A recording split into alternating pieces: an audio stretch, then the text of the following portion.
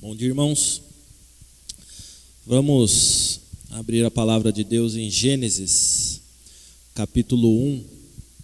Nós vamos fazer a leitura dos versos 26 e 27. Gênesis, capítulo 1, versos 26 e 27.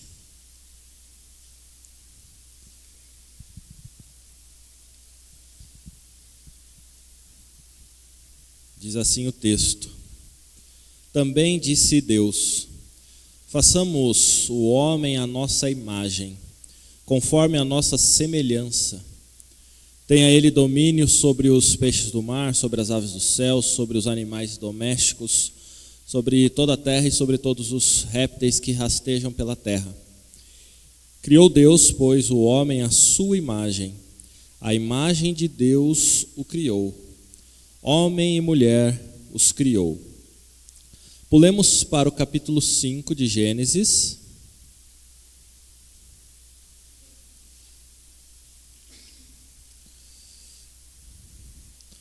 Versos 1 e 2.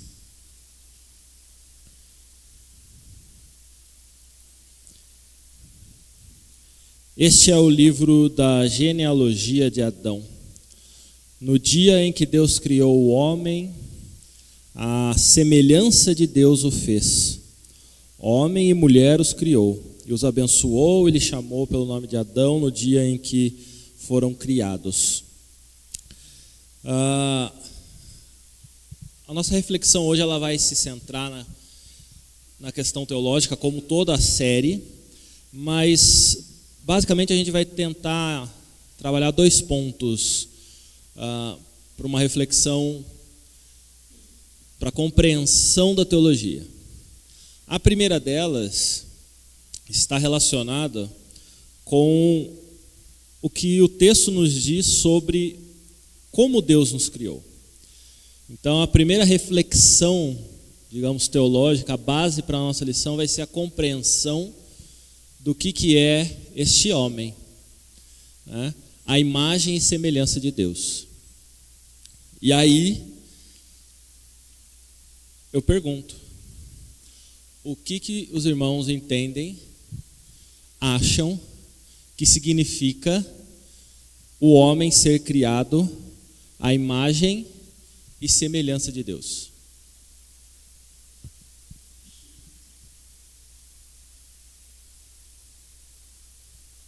A aula em si é 10 minutos, vai depender agora de vocês, se vai ser mais do que 10 minutos ou não.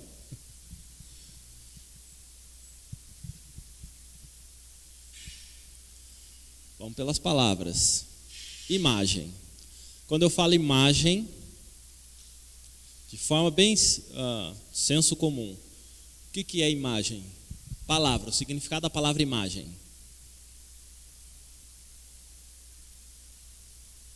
Imagem. O que é uma imagem? Imagem é o que você ouve? Está relacionado com sentido, então. Imagem é o que você vê, certo? Então, basicamente, tudo que a gente vê é uma imagem de alguma coisa, não é? Certo. Então, se eu falar para vocês, olha, eu estou vendo a imagem de um relógio.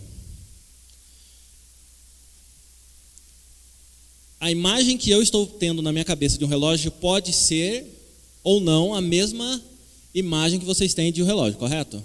Portanto, a gente está pensando em imagem, numa construção mental que pode representar alguma coisa, correto? Então quando eu falo assim, olha, pensem, imaginem um carro, imaginem uma flor. Então vocês estão criando a imagem de alguma coisa, correto? Necessariamente não está vinculado 100% ao que é. Porque se eu falar de uma flor, por mais que você imagine a flor, a imagem de uma flor, você não vai ter a textura, você não vai ter o cheiro, correto? Você não vai ter a proporção correta do tamanho disso, porque é uma imagem apenas na sua mente, correto? Entendemos o que é imagem, então. semelhança agora.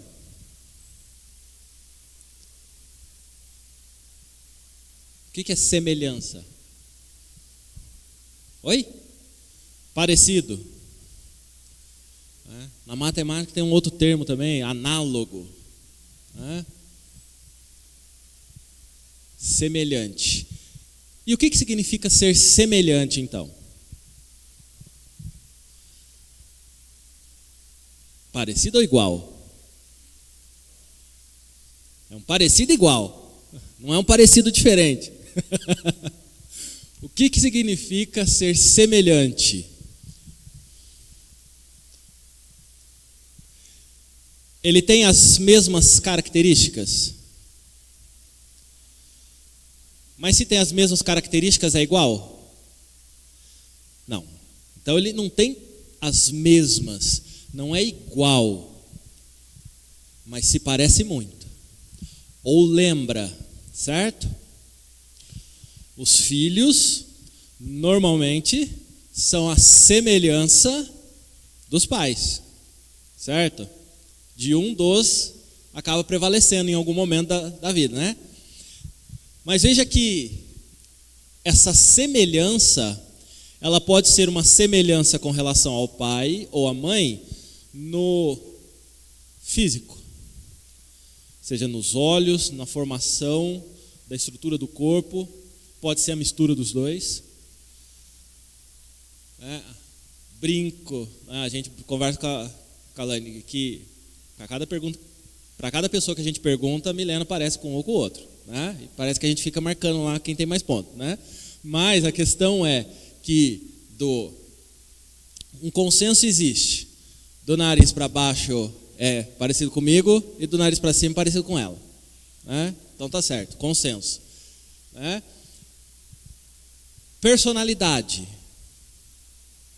O gênio pode ser parecido, semelhante ao pai ou semelhante à mãe, correto? E aí eu brincava com a Laine, né? Quando a Milena ainda estava na barriga. Não sei o que vai ser pior para mim, se ela tiver o seu gênio ou o meu gênio, né? Se ela tiver a sua personalidade ou a minha, né? Então eu tenho que lidar com duas Laine ou eu tenho que lidar com outro Paulo, né? Então, não sei. Estou aprendendo ainda, estou vendo o que é melhor. Mas o fato é que quando nós falamos então semelhança, estamos nos direcionando para uma comparação, correto? Porque eu tenho um padrão estabelecido e ao olhar para esse padrão eu comparo com o outro, correto? Então existe a imagem, a representação de algo, e essa representação, essa imagem é comparada com um padrão, para mostrar o quanto que se aproxima do padrão, certo? Dá para ver então que imagem e semelhança não são sinônimos aqui, certo? Elas representam ação diferente. Voltando para o texto, quando a gente lê então que também disse Deus, façamos o homem. E aí o verbo fazer já está conjugado na na primeira pessoa do plural. Nós, coletivo, correto? Mas se não existia nada, ou nada além do criado, o que é esse nós? Aí vem já o sentido do quê? De que Deus, Pai, não é único, mas é triuno. Por quê? Porque o verbo já denota o quê? Pai, Filho e Espírito Santo. Correto? O próprio verbo.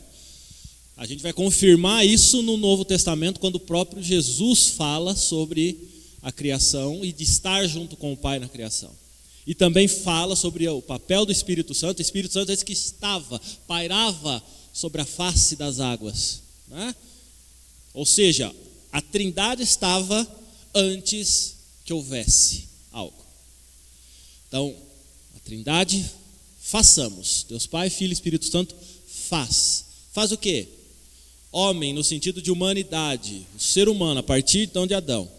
Façamos o homem a nossa Portanto, quem que é agora o padrão? Deus Pai, Filho e Espírito Santo, correto? Ele é o padrão. Façamos a nossa imagem e semelhança. Significa que, quando nós olhamos para o homem, nós temos a imagem, a representação de quem? De Deus. Mas não é Deus. Porque ele fala, façamos a imagem, mas a semelhança. Correto? Pois bem. Terminamos aqui? Não, porque o que significa ser imagem e semelhança de Deus então? Porque nós só vamos nos entender como indivíduos, como pessoas, nós só podemos, portanto, determinar o que é o ser humano a partir da compreensão do que Deus quer dizer com nossa imagem e semelhança. Onde que está a resposta para isso? Para nós compreendermos e entendermos o que é o ser humano, a gente tem que olhar para onde? Onde que está a resposta?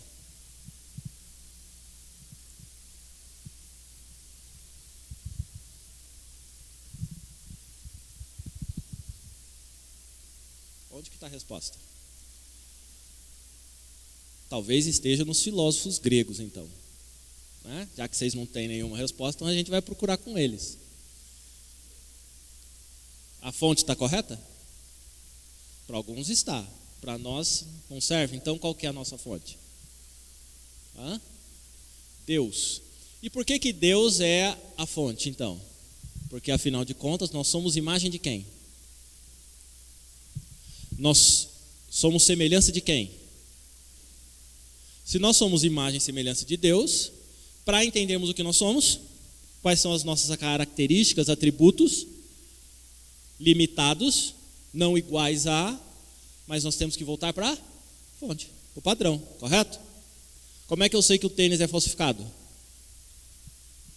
Quando eu olho para o original, certo? E aí eu comparo tudo e vejo o detalhe, a letra que é uma fonte diferente, ou a cor de alguma coisa, ou a costura que é diferente, a qualidade do material, alguma coisa assim, certo? Então você sempre vai comparar o genérico, o falsificado, com o original, com o padrão. Pergunta: o que é Deus? Pergunta complexa. O que é Deus?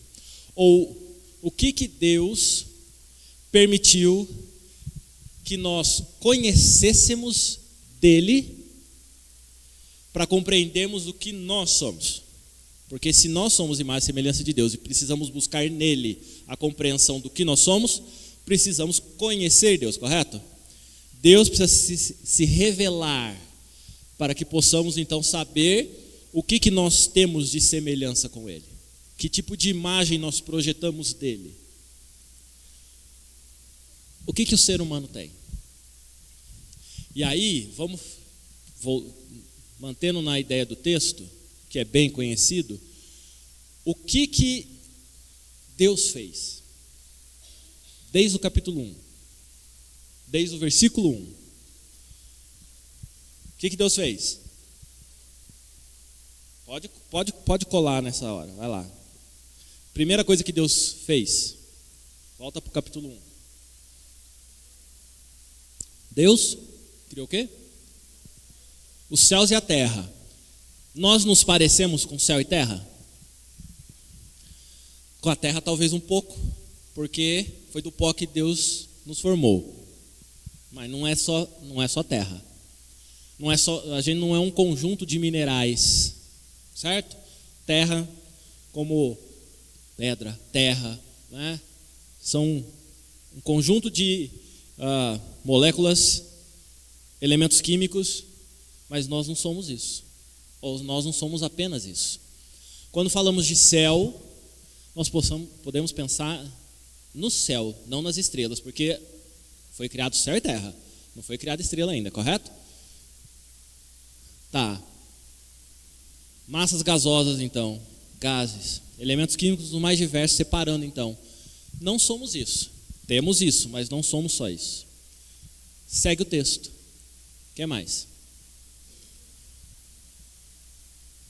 Oi? Luz. Depois então de criar céu e terra, criou luz. Portanto, luz e sombra, não é? Luz e escuridão. Nós somos luz? Tem gente que acredita que nós somos luzes e que existem seres de luz, certo? E podemos pensar até que na luz como energia, correto? O ser humano é um complexo de energia. Então eu até transmito energia para você. Boa ou ruim, mas eu transmito, né? E aí é como se o nosso umbigo até fosse um plug que dá para passar energia pelo umbigo. E aí tem gente que tampa o umbigo para não vir energia negativa, certo? Vai ouvir aí, tem artista famoso que faz isso, né? Até energia. Nós somos energia? Nós temos energia. O nosso organismo, ele não é só um conjunto de moléculas, mas essas moléculas interagem com energia entre elas, correto? Energia essa que vem de uma fonte, alimento, e aí você tem todo um processo químico que acontece dentro da célula para transformar isso em energia. E a gente até acumula energia em forma de gordura, correto?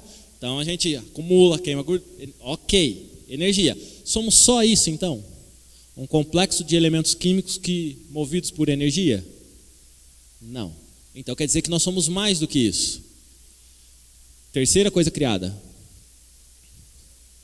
Depois de criar céu e terra, luz e sombra, o que Deus cria?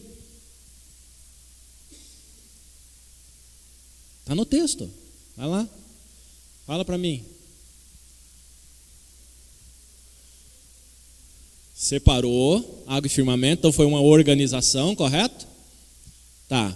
Depois, separou as águas, nós temos água dentro de nós também, né? O ser humano é 60% água, alguma coisa assim, não lembro agora. Os profissionais de saúde me ajudem aí. 70% de água, né? E depois? Está no texto, me ajuda aí. Oi? Terra e mares. Vegetação. Então agora nós temos um sistema complexo de organização molecular que tem vida. Começa a se replicar por conta própria. Que pode se constituir e se replicar. E tem então um processo de começo, meio e fim. De uma semente vira uma árvore, que gera outra semente, certo? Planta das mais diversas. E aí a gente vai ter então todas as plantas, né, eucariontes, procariontes, e aí você vai para toda a aula de biologia de novo, né? Para todas as estruturas moleculares, para todos os tipos de plantas. Ser humano é uma planta? Ele tem uma vida semelhante, parecida com uma planta, mas é muito mais complexo do que uma planta, correto? Eu posso conversar com uma planta? Você pode até conversar com ela, mas ela conversa com você? Não, planta não conversa com a gente. Se conversar, né, se ouvir a planta falar com você, aí a gente tem um outro tipo de conversa. Você pode imaginar que a planta está conversando contigo. Existem pesquisas que as plantas respondem a frequências sonoras, mas aí é responder a um tipo de frequência sonora, certo? E aí a gente está falando do que a frequência, a radiofrequência, o que as ondas sonoras, né, elas causam no ser vivo como um todo, certo? Ok. Como impacta, né? Nós somos impactados. Exemplo bem simples. Se eu colocar aqui um rock pesado, um hard rock, com muito baixo, com muita bateria, com uma frequência alta, o que isso vai fazer? Vai fazer você pular no banco, mesmo que você não queira. Vai acelerar o seu coração. Por quê? Porque a pulsação vai mexer com você. É o carro passa aí com som alto que vibra todo mundo que está aqui, certo? A frequência sonora, ela mexe com a gente, mexe com a nossa estrutura. Da mesma forma que as frequências mais agudas também, aquela coisa estridente no nosso ouvido. Né? Quando na microfonia, por exemplo, né? Exemplos de como a frequência pode interferir com a gente, mas a gente não é planta. Então, a gente é mais complexo do que planta. E depois de criar as plantas, então, o que Deus cria? Sol, lua. Nós não somos sol, nem nos alimentamos do sol, só o Superman que se alimenta do sol, né? E aí, depois disso tudo, o que Deus cria? Os. O que é criado antes do homem? Os animais. Eu acho que a gente vai pegar a revista das crianças, né, do trimestre passado para trabalhar aqui com os adultos, porque trabalhamos com elas a criação. Então agora vamos trabalhar aqui, para a ordem da criação, né? Vamos lá. Os animais, então. Muito bem. A compreensão mais popular é de que nós somos animais. Correto? Dentro da classe dos primatas, ou da espécie dos primatas, né? Correto? E dentre dos primatas, aí você vai abrindo nessa classificação, existe o Homo. E do Homo você vai ter vários homos aí. Um deles, que é o nosso Homo sapiens, mas não é só o Homo sapiens, é o Homo sapiens sapiens, né? Então tem mais um fiozinho aí. Certo. De modo geral, isso está falando que nós somos animais. Falar que nós somos animais nos diz tudo que nós somos?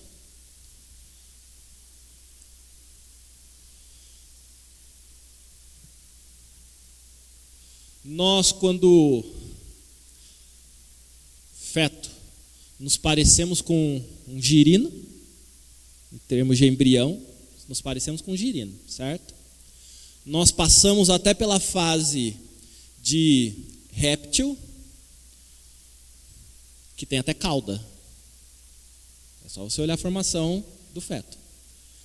E aí nós chegamos, então, na constituição de um animal mais próximo dos primatas, então.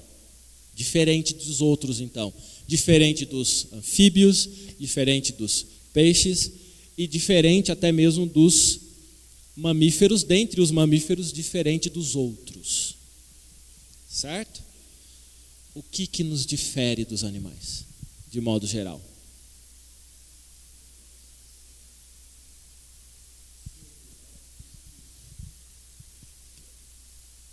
Fé nos difere. Ser plural, é isso que eu entendi? O ventilador não deixou eu ouvir direito. Espiritual. Os animais não têm espírito, então?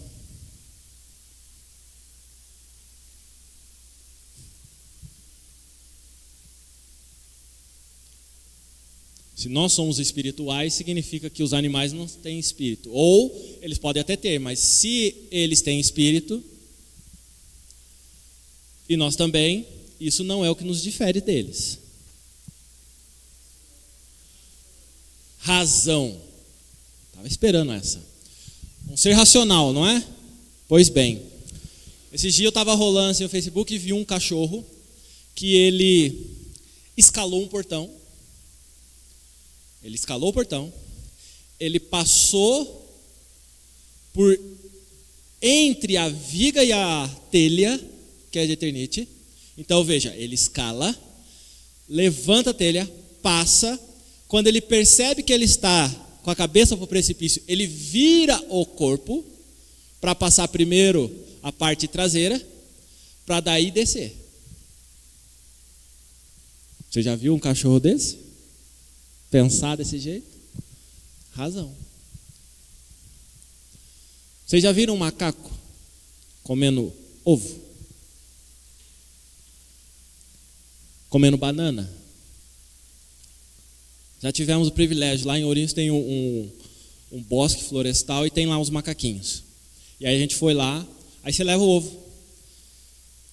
Você pode até ficar, como eles já estão acostumados, você fica assim, ó, perto, ele vem, pega, o que ele faz? Ele não vai esmagar o ovo. Ele vai quebrar, vai tirar uma pontinha e vai beber. Porque ele não quer todo o ovo, ele não quer clara e gema. Ele quer só uma parte do ovo. Banana, você dá a banana para ele, o que ele faz? Ele descasca a banana e come o que lhe interessa. Isso para ficar no exemplo mais simples. Que tipo de racionalidade nós estamos falando então?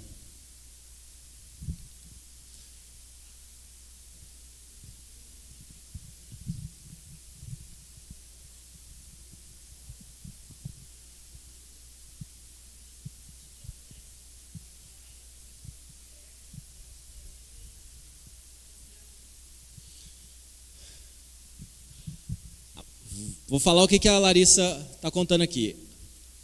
A moça está no zoológico, o bebê nela no colo.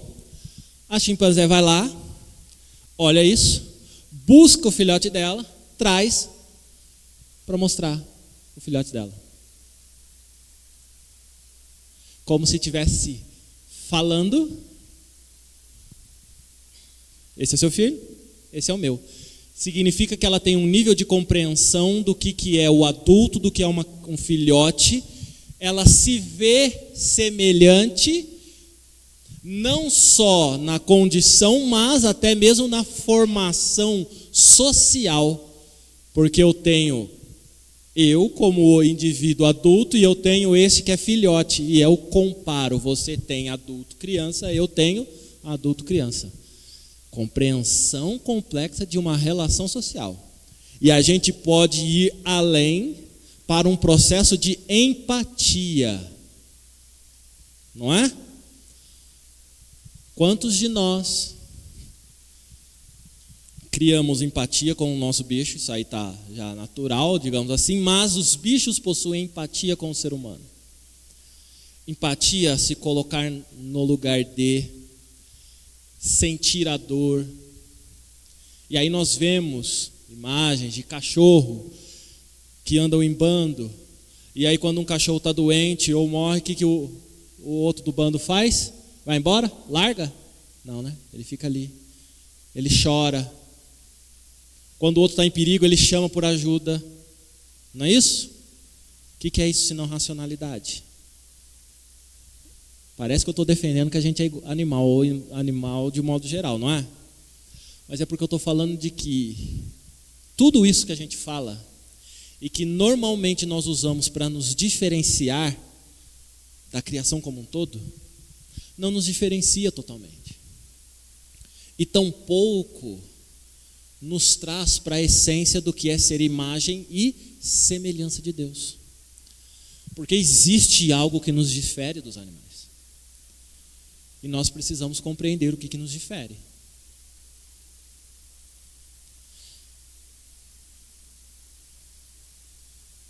Logo depois de Deus criar a humanidade, esse verso 26 e 27, onde ele fala sobre dominar a criação. Quem que domina a criação? O ser humano. E pelo pecado ele tem até dominado demais, a ponto de degradar o ambiente que ele mesmo vive.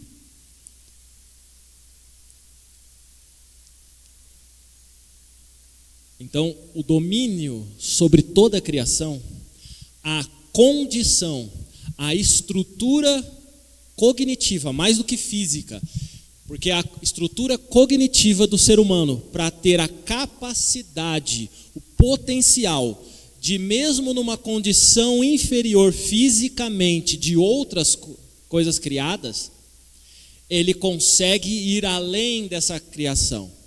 Então ele consegue, mesmo não tendo a força dos animais, criar recursos para capturar esse animal, para deter esse animal num ataque, correto? Ele não consegue deter a natureza e a força da natureza, as tempestades, o sol escaldante, mas ele consegue fazer o quê? Criar condições de não ser agredido por esta força da natureza, correto? Certo? Me fala o que mais, ou alguém que pode fazer isso além do ser humano? Na história do universo, quem além do ser humano é capaz de fazer isso? Quem é capaz de criar? Exceto, ou além do ser humano? Deus. Façamos, criemos. Te dou condições de dominar sobre isso. Esta capacidade de criar é única e exclusiva do ser humano. Na complexidade do ser humano, do que nós criamos. E é muito simples, um macaco cria, mas ele criou o computador? Macaco, se for pela história da evolução, o macaco está aqui antes da gente até. E por que ele não criou tudo que a gente criou como ser humano? Mas uma questão evolutiva. Tá, então significa que o ser humano é mais complexo e evoluído, certo? Do que o macaco. Então tá certo. Nesse ponto a gente concorda. O ser humano não é um macaco, ele é mais complexo do que. Existem características que nos tornam únicos. Divergimos em como foi isso. É um ato intencional de Deus, que nós cremos. Outros vão falar, não, foi um processo caótico, foi uma questão do acaso, que chegou até o que chegou, em bilhões de anos. Mas o fato é que existe algo único. E ao existir essa condição única nossa, que nos assemelha a Deus, e aí nós vamos pensar em outras características, como por exemplo, na sequência da narrativa, depois de Deus criar, o que Deus faz com Adão? Ele conversa, mas não é uma conversa qualquer, ele faz um processo de instrução, percebe?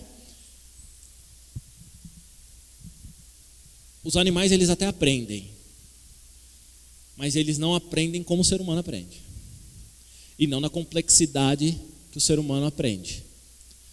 Portanto, existe aí uma capacidade do ser humano de aprender, de acumular conhecimento, e não só isso, mas de transformar esse conhecimento, de ampliar esse conhecimento.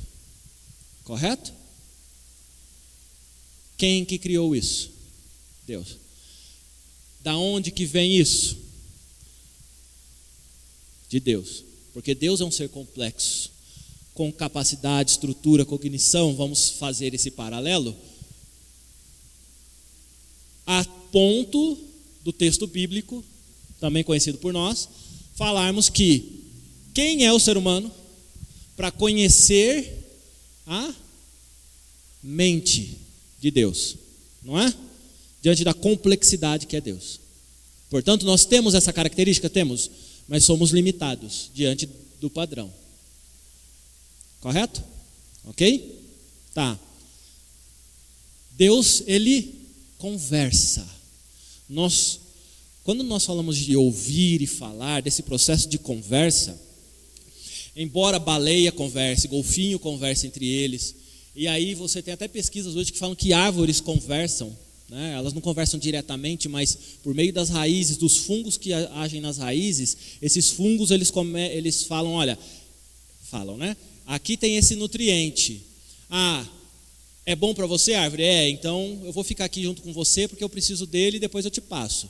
Não, essa outra árvore tem uma coisa aqui, então eu fico entre essas duas raízes, transitando, né, entre elas, passando o nutriente uma para outra. E aí todo esse sistema biológico conversando para troca de nutrientes e tudo mais. Aqui precisa de mais nutriente, aqui precisa de menos. É isso. Então as plantas conversam entre si. Existe um processo de comunicação? Sim. mas não é complexo tanto quanto a nossa comunicação uns com os outros. E a relação social que, veja, Deus estabelece de, na virada do dia, ir conversar com o homem, com o ser humano, correto? Como era de costume. E aí, então, ao chegar nesse momento é que Deus fala: cadê você, Adão? E aí eles estão escondidos, percebe? Existe um processo de relação aqui, não é? Que se assemelha, em alguns casos, com os animais, mas é superior aos animais. Portanto, quando nós olhamos para a criação, e veja que só para esses 2 primeiros capítulos, ou para o primeiro, nós já temos elementos suficientes para nos entendermos como imagem de Deus. E por que isso é importante? Partindo para o segundo ponto. Vamos para o texto de Coríntios. 1 Coríntios, capítulo 2.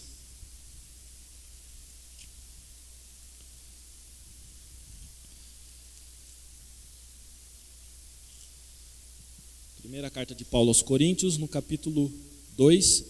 Vamos fazer a leitura do verso 6 ao verso 16.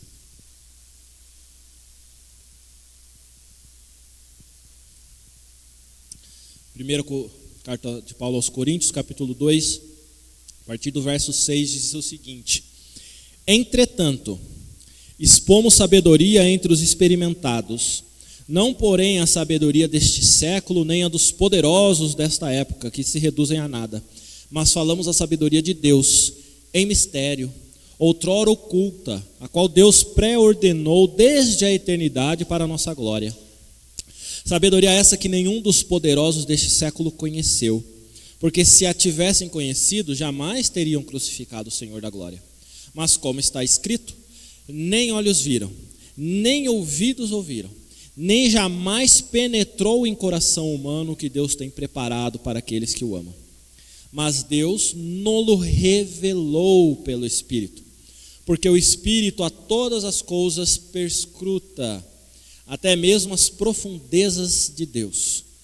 Porque qual dos homens sabe as coisas do homem, senão o próprio Espírito que nele está? Assim também as coisas de Deus, ninguém as conhece, senão o Espírito de Deus. Ora, nós não temos recebido o Espírito do mundo, e sim o Espírito que vem de Deus, para que conheçamos o que por Deus nos foi dado gratuitamente. Disto também falamos, não em palavras ensinadas pela sabedoria humana, mas ensinadas pelo Espírito, conferindo coisas espirituais com espirituais. Ora, o homem natural não aceita as coisas do Espírito de Deus, porque eles são loucura, e não pode entendê-las, porque elas se discernem espiritualmente. Porém, o homem espiritual julga todas as coisas, mas ele mesmo não é julgado por ninguém. Pois quem conheceu a mente do Senhor que o possa instruir? Nós, porém, temos a mente de Cristo.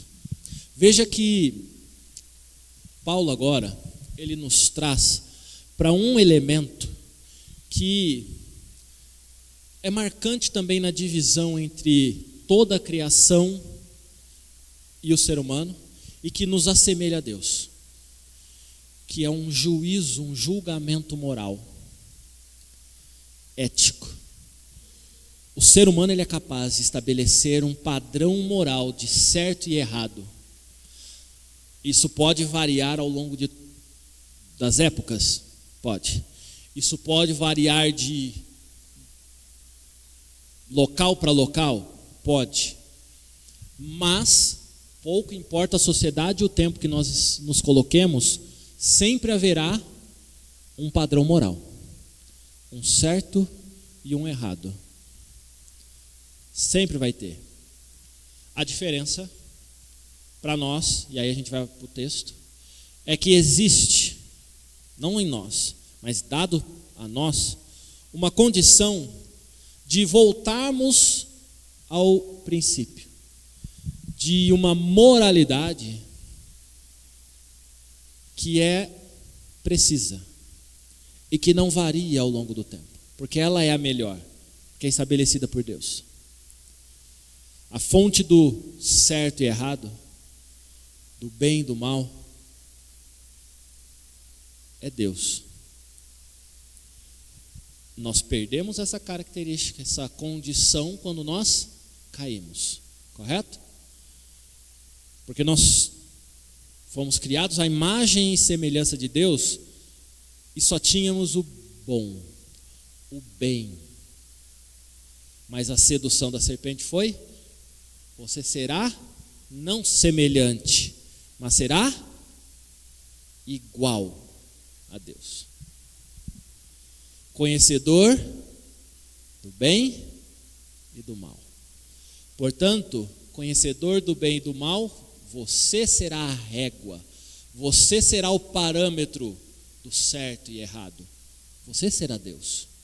Você será o dono da sua vida. Você será o padrão. Perdemos.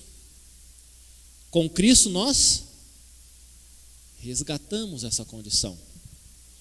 Hoje nós somos capazes de ver quem que é a fonte de sabedoria, conhecimento e de moral. Deus. Nós hoje temos condições de olhar e reconhecer Deus.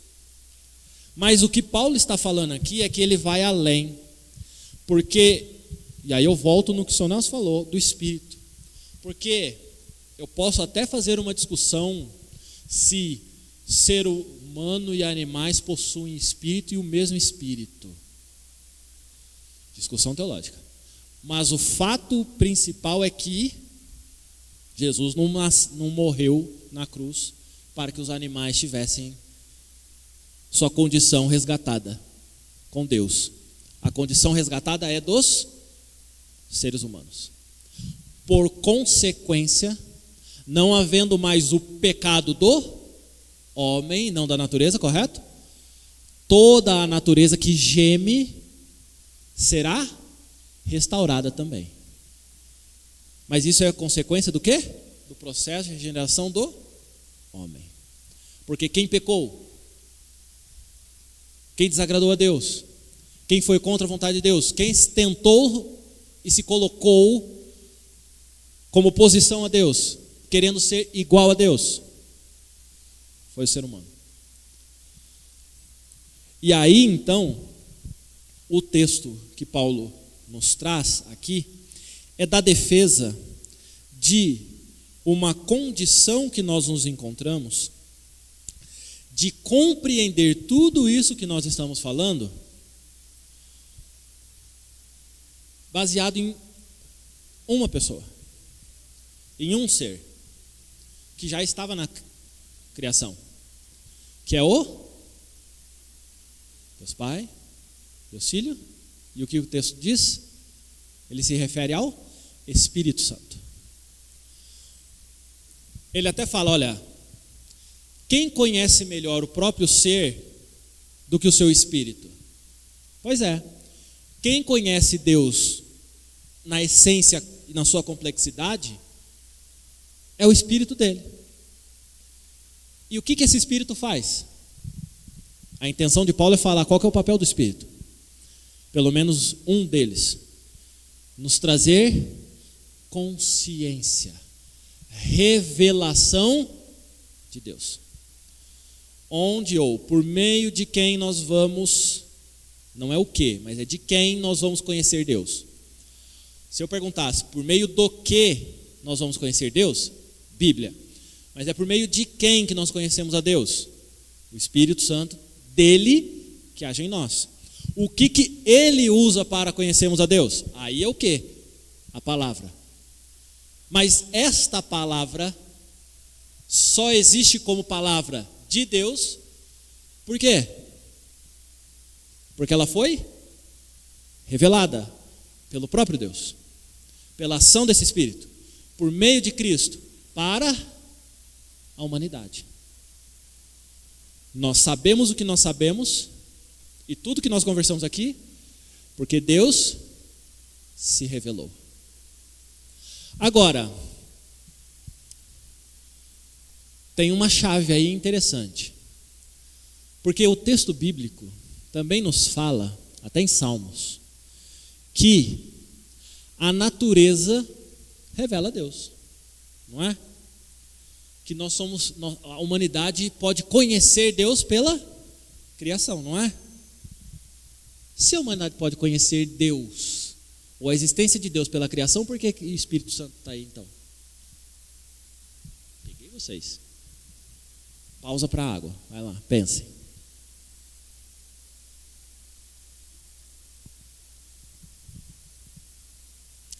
O ser humano, ele se vincula com a divindade por meio da natureza? O ser humano, de modo geral. Olha para a história. Sim. Quantas representações o ser humano já fez da divindade por meio da coisa criada, da natureza? Desde que o mundo é mundo, certo? Praticamente, depois do pecado. Portanto, a palavra de Deus ela revela, e é verdade, de que o ser humano ele pode se aproximar, se direcionar para uma divindade, por meio da criação, da ordem, da beleza, de tudo que existe, e até do que é maior do que as condições naturais do ser humano. E atribui isso até mesmo a outros seres que podem viver em outros planetas. Certo? Ok. Aí vem a resposta por que tem o Espírito Santo de Deus. Porque naturalmente, a partir da queda, apesar da criação revelar Deus, a compreensão que o homem vai ter e o desejo que ele vai ter é de se voltar para esse Deus Criador? Não. Ele pode até se voltar para um Deus, mas não será o Deus Criador. Será um Deus que ele fará de imagem da criação, daquilo que ele atribui um poder maior do que o dele. Certo?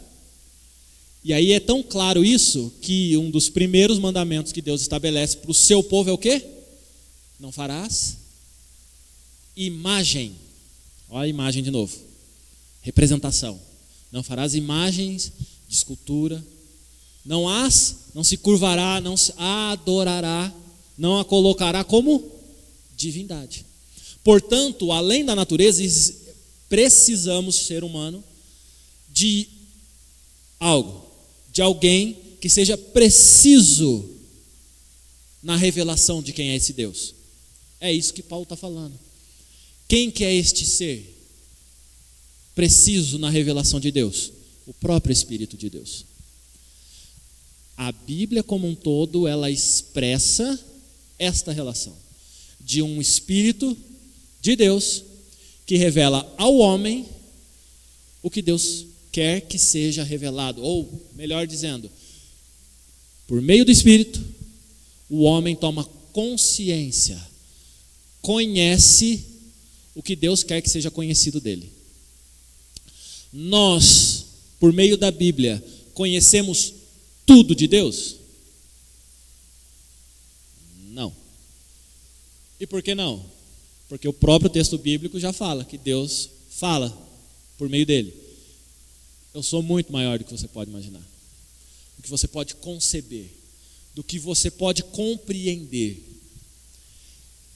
E para não chegar nem a Deus, Paulo fala que as coisas que Deus tem preparado para os seus, nem olhos viram, nem ouvidos ouviram, nem penetrou no coração humano o que é que Deus tem para nós, para os seus, para os escolhidos dele.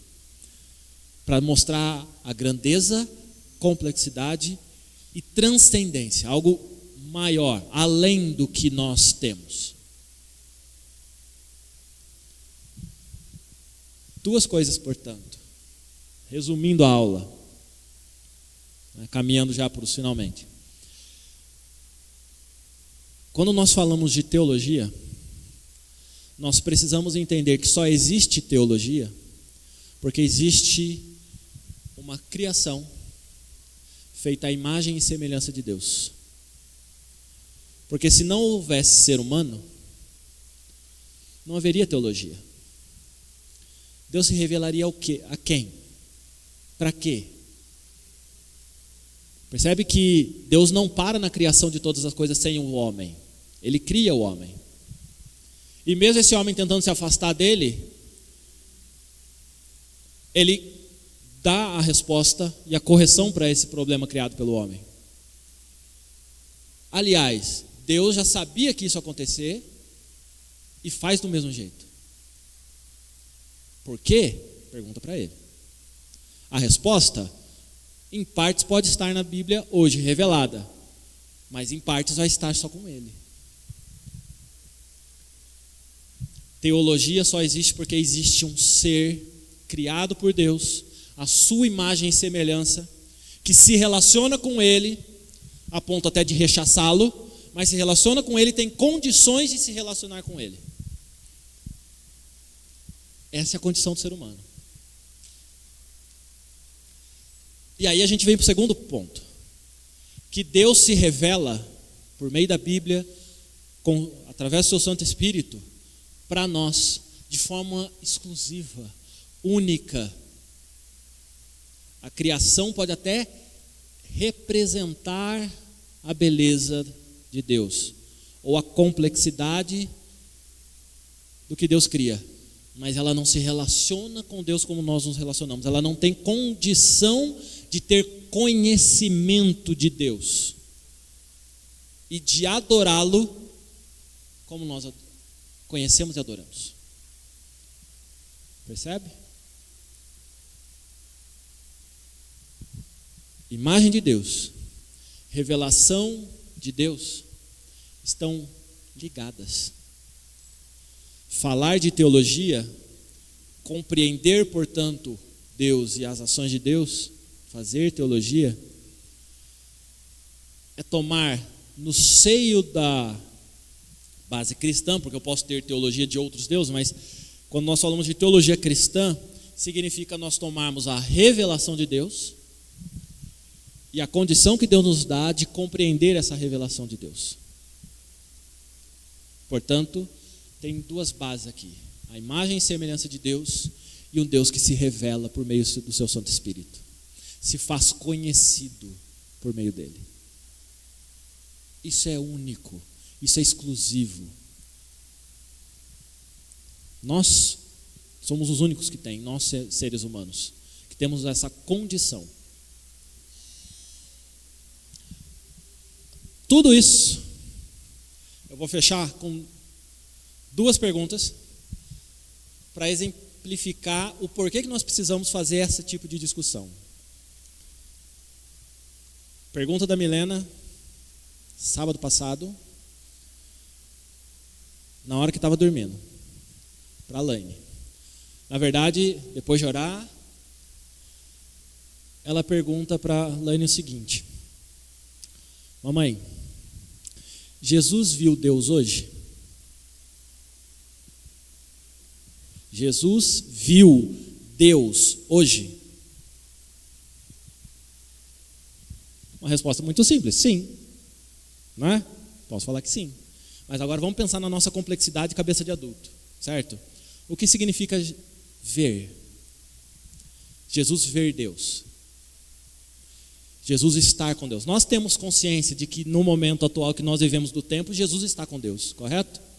Jesus estava com Deus, veio à terra e continua com Deus, certo? Mas na cabeça de uma criança de quase 4 anos, o que significa ver? É o que ela vê, é o que ela tem. Como é que eu vejo? O que é ver para ela? É estar junto com, não é? E ver. Jesus viu Deus hoje? Jesus olhou para Deus? Jesus conversou com Deus hoje? Essa é a primeira pergunta, certo? Que na simplicidade dela, ela não sabe a complexidade do que ela está falando, certo? Porque falar que Jesus viu Deus hoje significa que Jesus está com Deus. E aí tem todo um amparo, arcabouço bíblico para nós afirmarmos que Jesus vive e está na glória com Deus. Certo? Certo. Segunda pergunta agora. Jesus nasceu em Belém, mamãe? Sim. Deus nasceu onde? E veja que aqui já existe uma complexidade na pergunta de uma afirmação teológica, porque eu estou distinguindo Jesus e Deus como Pai. Não que ela não esteja negando a divindade de Cristo, mas Jesus é uma pessoa, correto? Deus Pai, Criador, que ela aprende lá que criou as coisas, é outra pessoa, não é? São duas pessoas. Talvez ela ainda não tenha, talvez não, certamente ela não tenha compreensão ainda do que é essa terceira pessoa, que é o Espírito Santo. Vai demorar um pouquinho para ela entender isso, né? Mas o fato é que na cabeça dela já existe algo embutido, compreendido, de que Jesus e Deus são duas pessoas distintas, certo? Se Jesus nasceu em Belém, onde Deus nasceu? Queria que ela fizesse essas perguntas para o professor de escola dominical, né?